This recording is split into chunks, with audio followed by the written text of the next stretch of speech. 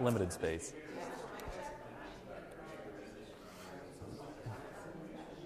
Yeah. Do you squeeze in there? Oh, that's great. And then I'll get out of your way. Mic check 1 2 3 4. Mic check. Check 1 2 3 4. Ooh, I kind of like this. Thanks.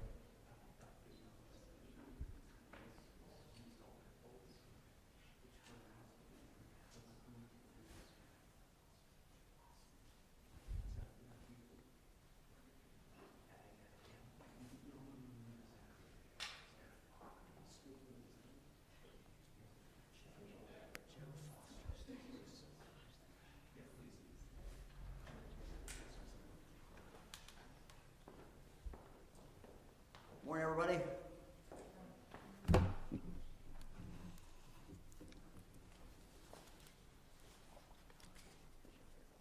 Everybody set? For the past 6 years, I have been blessed, and the people of Ohio have been blessed by having John Husted as Lieutenant Governor. He was someone who I knew if something happened to me, he could walk in and become the governor of the state of Ohio and lead the state. I also knew every day that he added a great deal to our administration, and frankly, great number of the successes that we've had in our office, John Husted played a major role. After I asked him to go to the United States Senate, obviously we have a vacancy in the lieutenant governor's position. And so I started looking I've talked to a number of people. We have some amazing candidates, frankly, who could have served very, very well. Again, my criteria, number one, the most important thing is someone who can serve as governor if something would happen to me over the next 100 weeks. Second, I want someone who can really contribute, someone who can be value added for the people of the state of Ohio, someone who has all the skill sets to be part of our team and to lead. A number of different things, and I might just go through the different things that I think are very important. I want, first of all, someone that knew Ohio.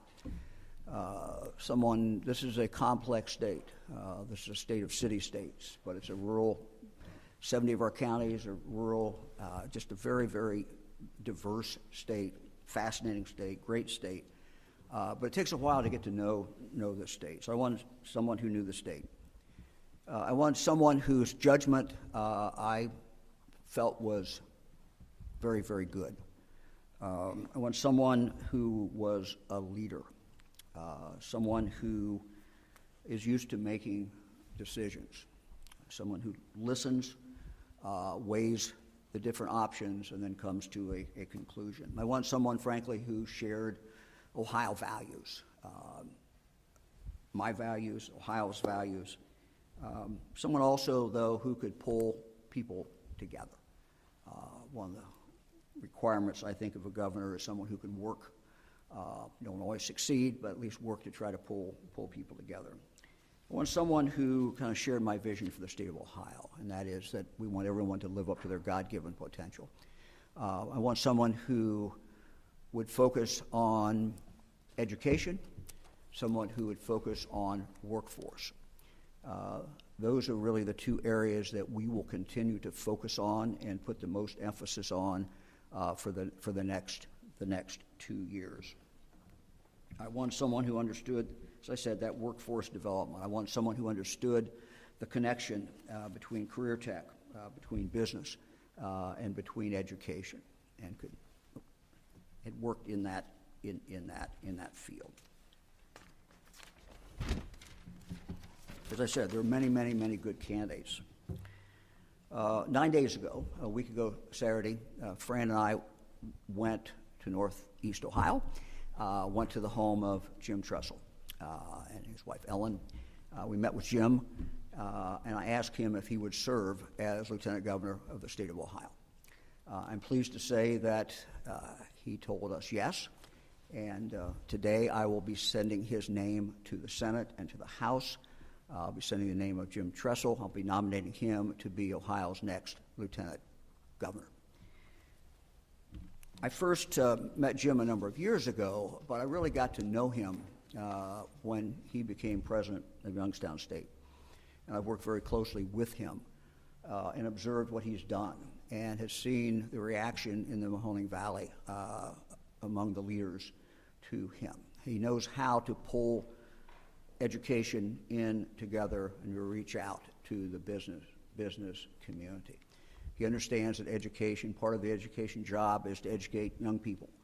It's also to try to grow the state in the sense of economic development. And he's been involved in economic development in the Mahoning Valley as well. He has the requisite skill sets. He has the criteria that I outlined. He knows Ohio. Jim Tressel, I trust his judgment. He is a born leader. He's a leader wherever he has been. Spent a great deal of his career working with young people and leading them. He shares my values. He shares Ohio. Jim Tressel is Ohio values. He's a hard worker and shares that vision for the future of the state of Ohio. He has the ability to pull people together. He has the ability to lead. He will enable me to be assured that if something happens to me, he can walk in and be governor that day. And it would be seamless, and he would be able to take over. We certainly hope that does not happen, but we have to know that that person has the ability to do that.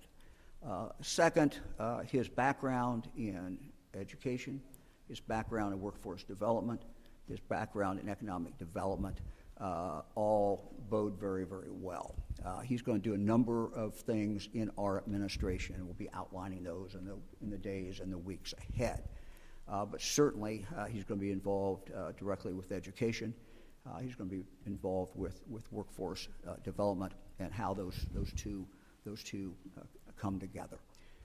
He and I have already had some going back and forth with a lot of ideas. This is not unusual for Jim Tressel. The thing I've noticed about him, and I've reached out to him, frankly, over the years many, many times to get ideas. What do we do about our universities that, because of demographics, might be struggling? Other questions. He has always come back to me with answers that I thought were very well reasoned and were very intuitive, but also based upon his experience. So I am very happy to be sending his name to the state Senate today. I talked briefly to the Speaker and the Senate President an hour or so ago, and I know Jim will look forward to talking with members of the General Assembly, and I certainly hope that he will be confirmed. My job is to nominate. As I said, I will nominate him today to be our next Lieutenant Governor. Jim?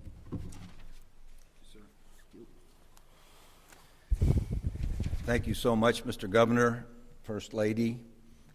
This is really a humbling moment. As the governor mentioned, he rode up to our house, and I thought he was just coming to watch a couple grandkids play basketball. That was his excuse, I think, to stop up. And then when he brought up this thought of considering the lieutenant governor position, many things went flowing through my mind, because I've admired what he's done, not just in his overall career, but as he said, in the times we've had a chance in the last 6 to 7 years to work together, of how deeply he and Fran care for every single person in this state, how they want every single young person and on through adult to reach their God-given potential. He wants this to be the greatest state in the world. He bleeds scarlet and gray, and he's very he can make an impact when he asks you to do something. He's very convincing. Let me use the word convincing. And so I obviously had a million thoughts going through my mind.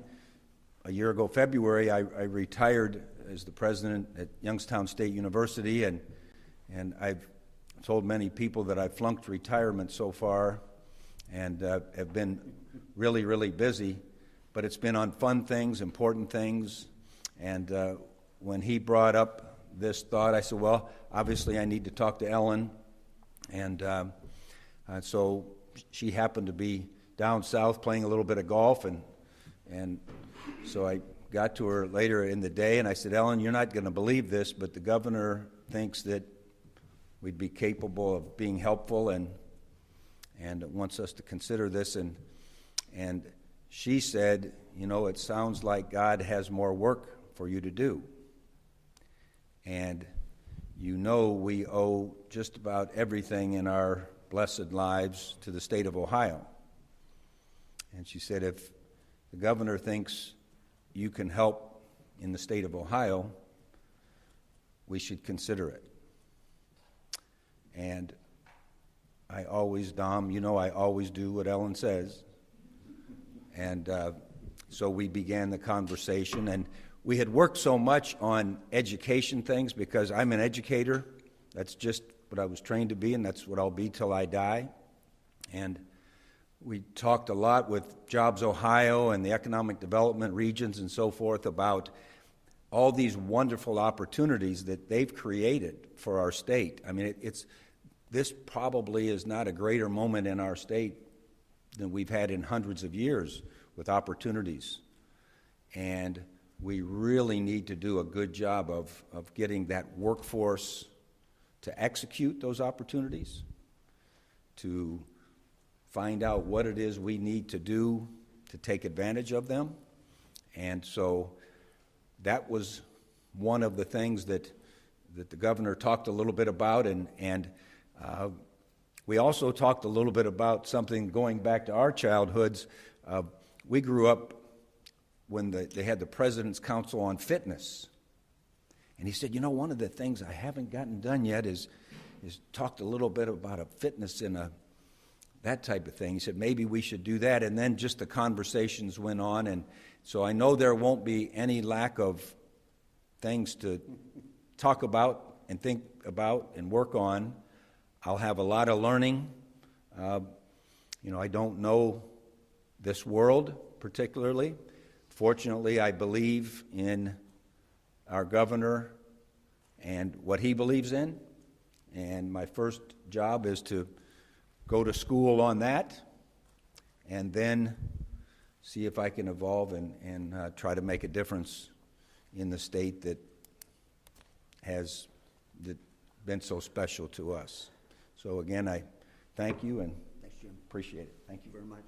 Happy to answer any questions. Governor, you talked about education. Is there a chance that you will do double duty with the Department of Education and the workforce? We haven't totally defined his roles, but that will certainly be one of the areas that he will be working on. I don't look, for example, to I'm very happy with Steve Dakin, who heads up that department,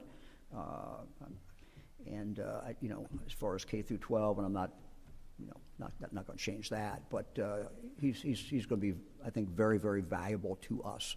I've watched him work with the business community, and historically, sometimes the business community and the education folks didn't talk a lot. When he went to Youngstown State, one of the first things he did is just pulled the business community in, because it's so intertwined, and it gives these young people the real opportunity to live up to their full potential. Well, the current governor nominee, can you talk a little bit about the work you would specifically like to get into and whether or not you're going to kind of pick up where Lieutenant Governor, now Senator John Husted left off? Yeah, let me just say, I'll start and then Jim can talk about it. But what we've kind of outlined today is the way we see this today. But as Jim pointed out, there's going to be anybody who's worked around me knows that I'm always thinking about other things. And one of the areas that we did talk about was physical fitness. And I think Jim is the logical person to lead that effort for our administration. This is about wellness. This is about health. This is about our young people. So it's a very logical thing for him to focus on. Anybody else? And before you, Did you want me to? Oh, I am sorry. Yeah, go ahead. She Yeah, was yeah, kind of yeah. waving at me. Yeah, go. What's most important about any member of a team is whatever the team needs you to do is what you need to do. And we've talked a lot about those education and workforce things. We've daydreamed about others. I want to study a little bit about what John Husted, has going on. And so I want to learn, the business, if you will. And then it's up to, when you sit down with the team and the staff and everyone else, trying to figure out who plays what position best. And I'd be more than happy to help wherever I can. with so much division from the national level, what will you do to make sure that you work for every Ohioan, no matter what side they're on? Well, one thing that I always believed was every single person on our team was who I worked for. And when I was running a university, I was representing every single student, every faculty member, every staff member, every alum. And everyone is important. We had a little acronym we always used with our young people, WAYT, and that simply meant, what are you thinking? We want to know what you're thinking, because if what you're thinking, we can maybe get some good ideas. What you're thinking, maybe we can clarify and give you some data as to why this is going on. But clearly, every single member of the team. Really, in a society, the only way we'll have a great society is if I understand that I'm insignificant without every other person in this society. And that's what I would pledge to do. Right now in the legislature, you have a lot of lawmakers who have a lot of different ideas about what should be done to reform, especially higher education, but education in general. You've been there. You've worked as a coach. You've worked as an athletic director, I think, right? Mm-hmm. You've worked as a teacher. You've worked in head of a university. Can you explain, having all that background, what kind of skills you bring and the idea that if you move one thing, something else moves too? Well, you know, I think it is helpful that I do know the complexity of it, because sometimes people make things sound simple and then they really dig in and they say, "Ooh, well, the reason we do this is this." And again, that's wanting to know what people are thinking, what is their perspective now, and how can we come together with common ground. And that comes from giving on all sides, you know, and that's, to me, the fun of trying to build teams, is that what everyone thinks is important, what everyone wants is important. What we have to do for the good of the whole is what's most important. And so I think knowing that complexity will help. Will you be running for governor? Do you have any political ambitions beyond this 2 years stint as lieutenant governor, and the governor, was that a consideration in your pick? Well, I promised for 699 days, is that what it was, Fran? For 699 days to have a singleness of purpose and a singleness of focus. And so to serve the needs that the governor outlines and his staff, and, you know, really my focus is beyond that. I remember about 25 years ago, I said to a group in Columbus that I had my sight set on 310 days later. And that was my singleness of focus. Now I have a 699-day singleness of focus. So does that mean you're ruling out a 2026 run for statewide office? Start on that. Okay.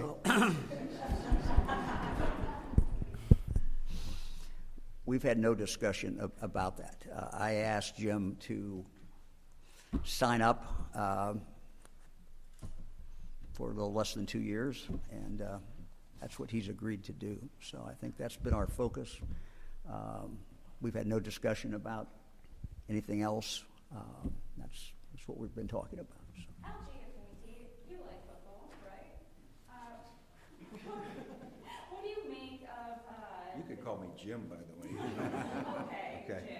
Okay. You like football. What do you make of the Browns and the Bengals wanting state money to, update their stadiums? What do you think about that? So you got to watch her because she's always. Well, you know, one of the pre-homework things I did do is I watched the budget press conference, and I thought that was a pretty interesting thing with talking about, and I don't know it, tooth and nail, but I thought it was a pretty good thing about some of the proceeds that could go to some of the student activities, and I think it's worth a good conversation. But yeah, I do like the Browns and the Bengals.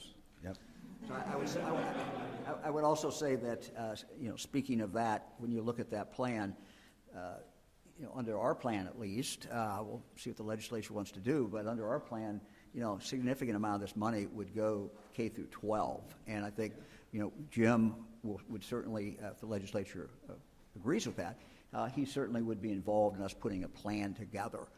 And would mesh well with what we're talking about, which is really kind of use the bully pulpit of the governor's office and lieutenant governor's office to focus a lot more on student wellness. And Governor, you have in your budget proposed raising taxes on cigarettes, marijuana, and gambling. The Toledo Blade calls them sin taxes. What is the idea of targeting these three things? Well, they're each different. As you know, when you look at starting with marijuana, there was pretty much a consensus reached, although the bill didn't pass the House. There was a consensus reached last year about where this money could be spent. And it could be spent on things that we thought would really make a difference, and frankly wouldn't get done but for using that money in the marijuana. As far as the cigarette tax, you know, when you have that discussion, you have to look at where that money again is going. And in this case, this money would go to working families who have children under the age of 7, and they could get up to $1,000 per child. And that seemed to me to be a very good trade-off. We can't do it any other way. We have to do it this way if we're going to, in fact, get this done. We need to be supportive of families in the state of Ohio. Families are key. Families are everything. And families that have young kids have have just more stress for many, many reasons. And so it just, you know, it seemed to be a very, very, very good trade-off.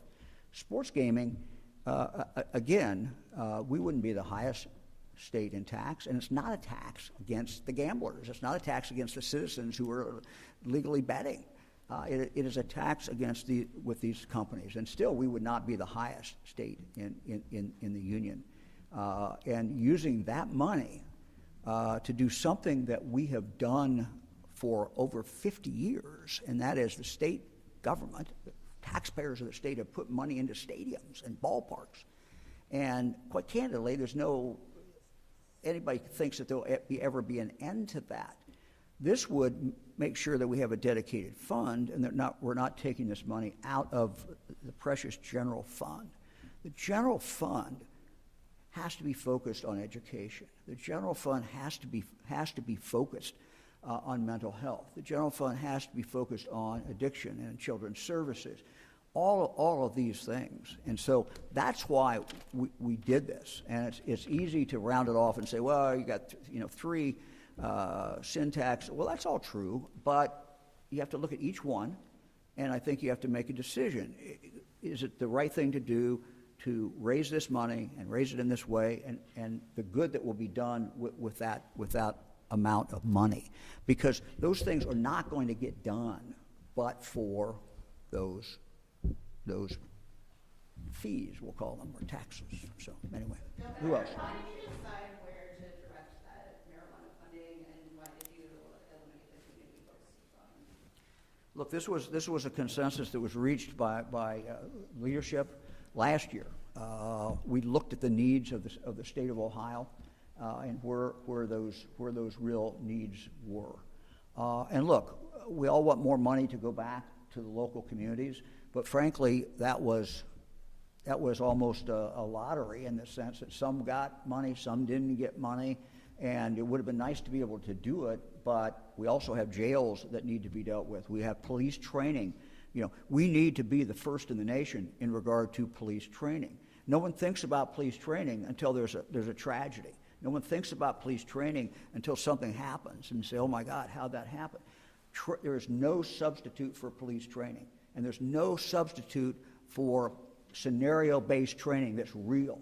And so if we're going to do those, I got to look at the whole budget. I got to look at where we can get money. There is no place else to pull that money from. We cannot take that from the general fund. If you take that from the general fund, you're taking it away from mental health, you're taking it away from addiction, you're taking it away from many, many different programs focused on kids, K through 12, mental health. And that's why you have to look at the whole and see how you can put a budget together that takes care of the needs of the people of the state of Ohio. Years a little bit. Jobs Ohio is seeking a 15-year extension on its lease on liquor license. This has gone back and forth for a couple of months. AG Davis has asked for a delay on that and wants more transparency. Where do you stand, and do you think this agency needs more transparency into the deals that it's making? I'm sorry, I missed the last sentence. Where do you stand on this 15-year extension? Yeah, look, I can tell you I've done this now for 6 years. We've had huge victories. We have brought companies into the state of Ohio. All the high-profile ones that you think about, and many, many more that we never even think about, but that are occurring out there, would not have happened but for Jobs Ohio. Ask the other states. Everybody is envious. Other governors are envious of Jobs Ohio. And so what this does is simply extends it It will allow them to have some breathing room. It will allow us to continue to compete with other states, and it will allow us to continue to win. If we want to continue to win, we have to have Jobs Ohio in the game, fully in the game. This is how we have them in. Do you agree with the calls for more transparency, though? Like, do you agree with the calls for more transparency into that? Look, I didn't write the law. I was not governor when it was written, but I will say this, that Governor Kasich and the legislature, I think, did something that was literally transformative. And part of what, it doesn't mean we couldn't have some more openness. I would have to look at what each particular suggestion, bill, whatever, would be. But Jobs Ohio's ability to assure a company coming in that nothing is going to get disclosed if, in fact, they don't come to the state of Ohio is pretty important.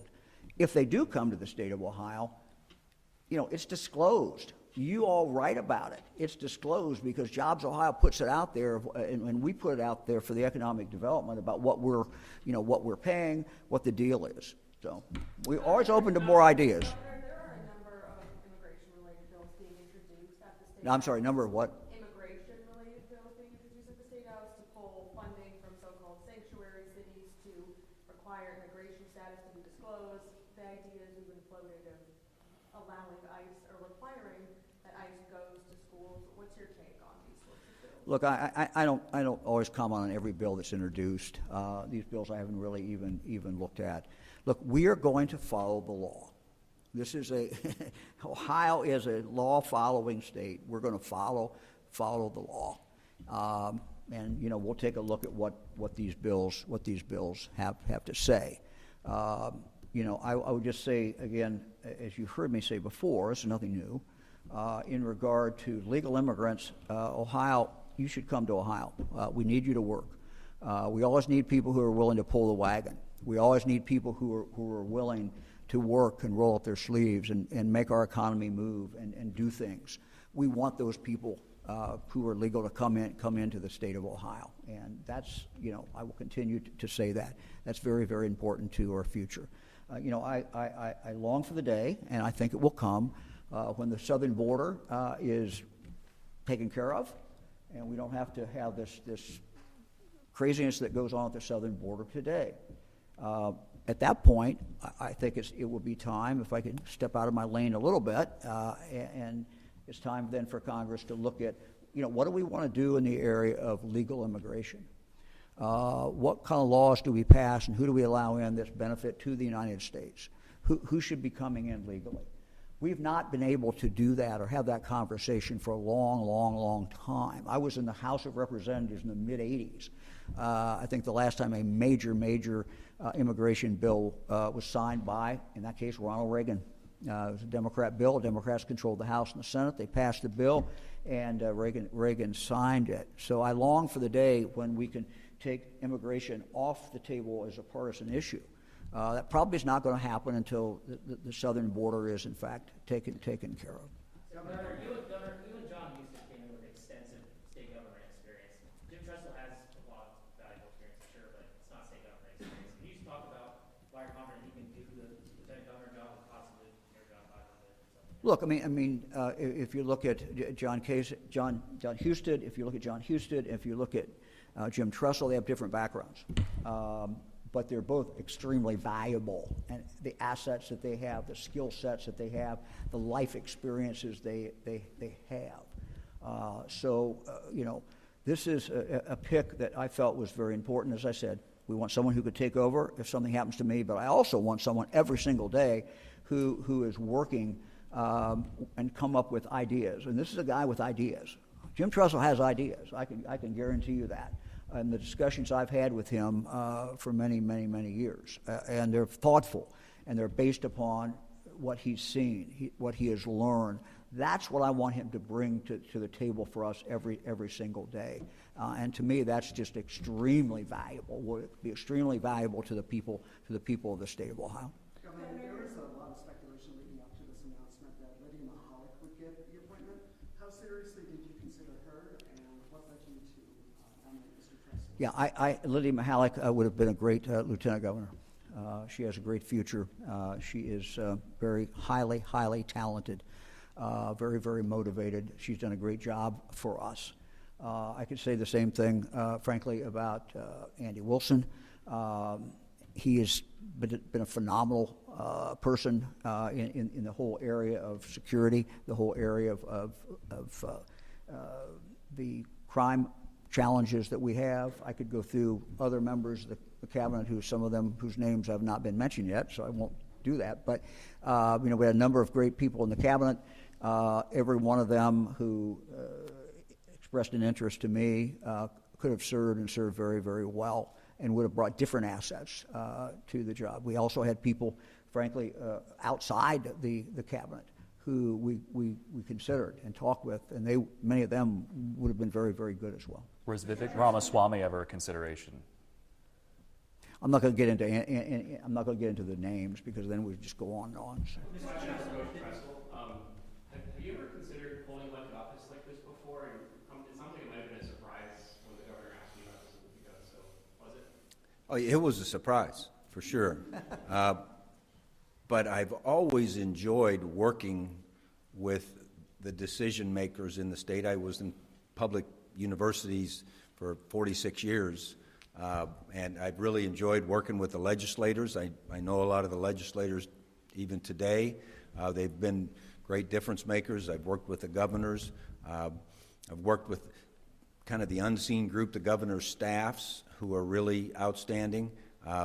So, yes, it was a surprise. I've always enjoyed working kind of in this arena, and I'm going to work like crazy to try to learn all I can learn and contribute all I can contribute, and I'm excited. So why haven't you run for office in the past? I've been busy.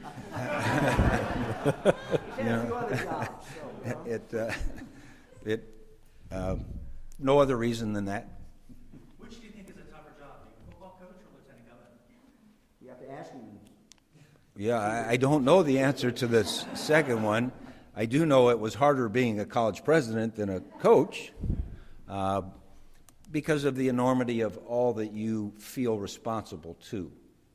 And so now I would just guess that because you're in a lieutenant governor situation, it's even a broader group. That I went from 100 guys and a dozen coaches to 12,000 students and 2,000 employees, now to an entire state. So I would guess it's much more complex, and it's much more difficult, and probably much more exciting. Governor, when did you decide to nominate Jim Tressel? I know you talked to him 9 days ago, but there's been speculation for weeks about who you might name. Well, I've frankly thought about Jim Tressel for a long time. Governor, your Medicaid budget, part of the growth of it relies on raising hospital franchise fees and being able to draw down more federal funds. Are you concerned about relying so heavily on something that might get missed?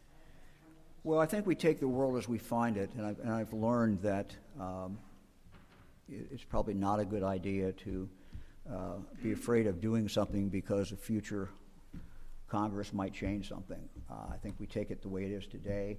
Everybody knows that anything can be changed. That can be changed. So, again, this is something that the hospitals ask us to do. What we're asking the hospitals, frankly, is to reach more underserved areas.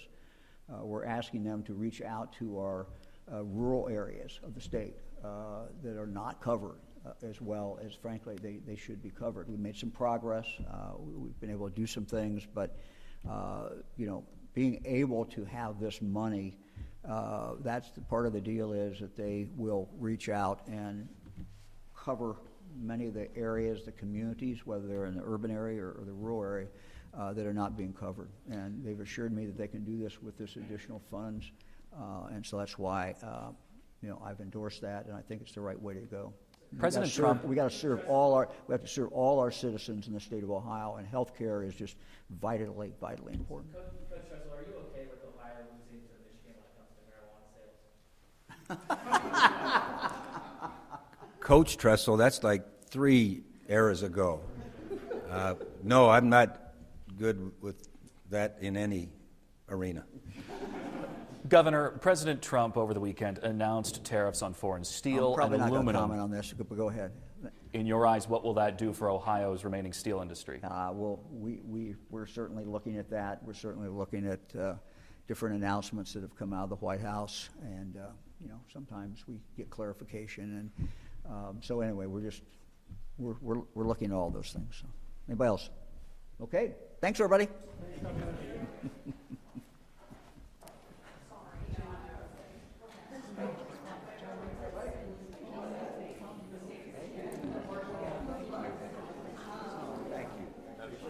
Oh.